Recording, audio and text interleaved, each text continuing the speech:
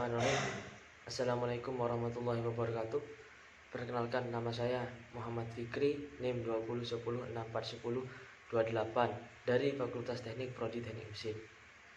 Di sini saya akan menjelaskan sedikit tentang sejarah bulan Ramadan dan puasa dan kesehatan. Pertama-tama saya akan menjelaskan sejarah Ramadan terlebih dahulu. Kata Ramadan berasal dari Ramada yarmada, yang berarti panas atau panas yang menyengat.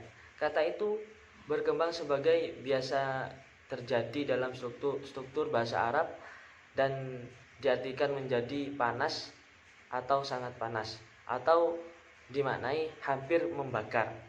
Arti Ramadan itu sendiri adalah waktu atau keadaan di mana seseorang merasakan panas, mulut kering dan tenggorokan terasa haus yang dikarenakan sedang berpuasa.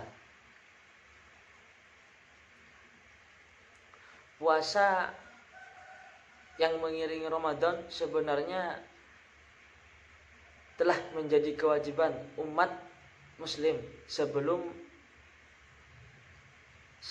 Nabi Muhammad SAW, sebagaimana yang tercantum dalam Al-Quran surat Al-Baqarah ayat 183, yang ayat tersebut berbunyi, ya ayyuhalladzina amanu kutiba alaikumussyiyam kama kutiba alal ladzina min qablakum la'allakum tattaqun. Hai orang-orang, yang artinya hai orang-orang yang beriman, telah diwajibkan bagi kalian berpuasa sebagaimana telah diwajibkan untuk umat sebelum kalian, agar kalian bertakwa. Dalam merespon ayat ini, Ad-Dahak dalam riwayat Ibnu Abi Hatim mengatakan bahwa puasa 7 pertama kali disyariatkan di zaman Nabi Nuh alaihi salam dan masih tetap berlangsung hingga zaman Nabi Muhammad sallallahu alaihi wasallam.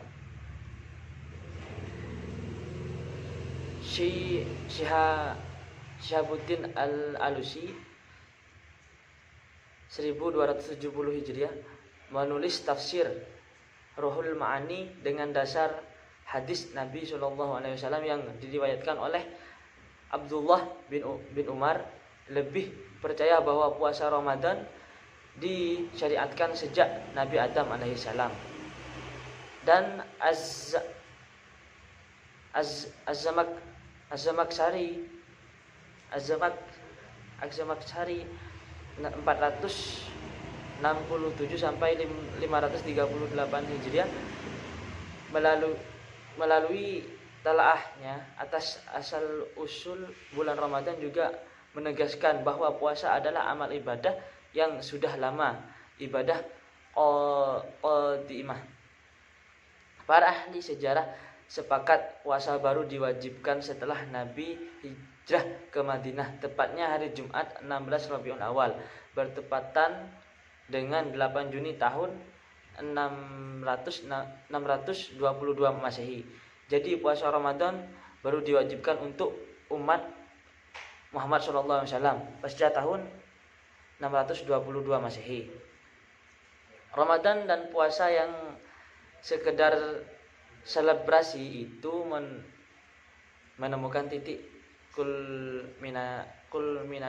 kulminasinya di era Presiden Abdurrahman Wahid dengan argumentasi untuk menghormati bersungguh-sungguh melaksanakan ibadah di bulan Ramadan.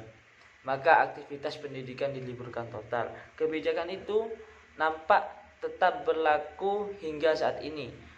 Bukan beribadah peserta didik dari siswa sampai mahasiswa justru tidak produktif dan banyak tidur atau bermalas-malasan di rumahnya. Dan mungkin itu dari sejarah bulan Ramadan yang bisa saya jelaskan, dan saya akan lanjut dengan penjelasan puasa dan kesehatan. Sejak zaman dulu puasa dipakai sebagai pengobatan yang terbaik bahwa puasa adalah untuk mengobati sakit fisik dan mental. Taufik Pashiad dalam disertasinya menyatakan bahwa puasa yang dilakukan oleh orang Islam selama 29 sampai 30 hari penuh secara terus-menerus berpotensi untuk mengubah otak. Otak akan mengalami ekspansi dan berkembang menjadi lebih baik. Puasa sudah diakui menjadi penyembuh terhadap dalam menanggulangi penyakit. Dr. Yuri, direktur bergiat diet pada rumah sakit jiwa Moskon, menilai